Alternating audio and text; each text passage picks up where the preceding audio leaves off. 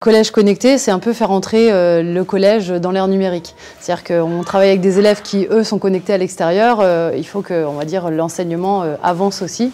Alors l'objectif du collège connecté, c'est que tous les enseignants doivent à un moment ou à un autre utiliser le numérique et chaque élève doit au moins avoir 2 heures par jour d'utilisation du numérique en classe. Le rectorat met à disposition de l'établissement deux formateurs, l'un à hauteur de 6 heures par semaine et l'autre à hauteur de 3 heures. Donc je suis un de ces 2 formateurs. L'outil numérique, ce n'est qu'un outil au service de la pédagogie. Ça nous demande, c'est vrai, une certaine réflexion. On n'est plus en frontal, on n'est plus tout seul à faire le cours.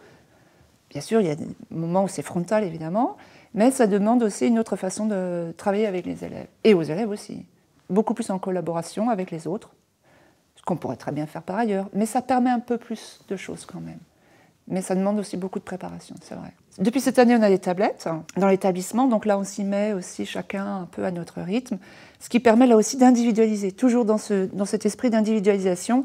Moi je fais, ainsi que beaucoup de mes collègues, beaucoup de travaux par îlot. On met un groupe là à travailler une compétence, un autre groupe travaille une autre compétence.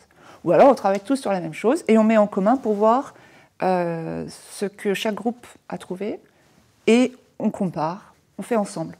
Voilà, c'est vraiment l'esprit de collaboration entre les élèves. Moi, je suis ce qu'on appelle une technophile. Donc à la base, déjà, c'est quelque chose que j'apprécie.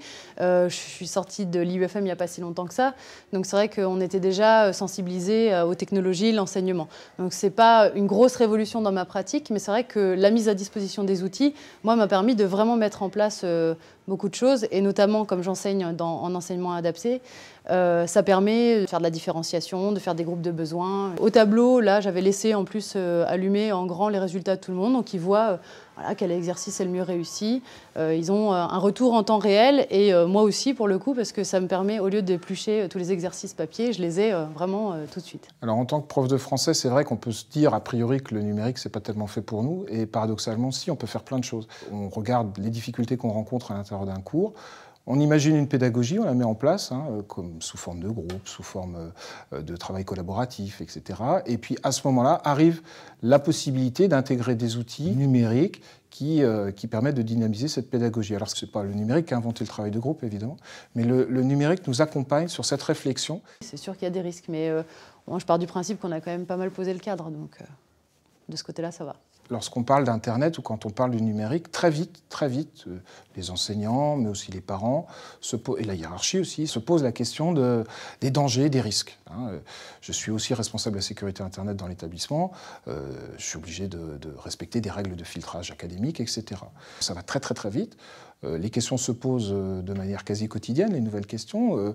Donc je pense qu'aller trop vite, ce serait une erreur, mais ne pas regarder le changement qui est en train de se produire actuellement, ce serait aussi une erreur. Et je crois qu'il faut qu'on ait une vraie réflexion commune en mettant tout le monde autour de multiples tables rondes où on doit discuter un petit peu de ce qu'on peut faire pour accompagner tout le monde, les enseignants, les parents et les enfants, dans cette entrée générale dans le numérique, et l'entrée de l'école n'en est qu'une partie.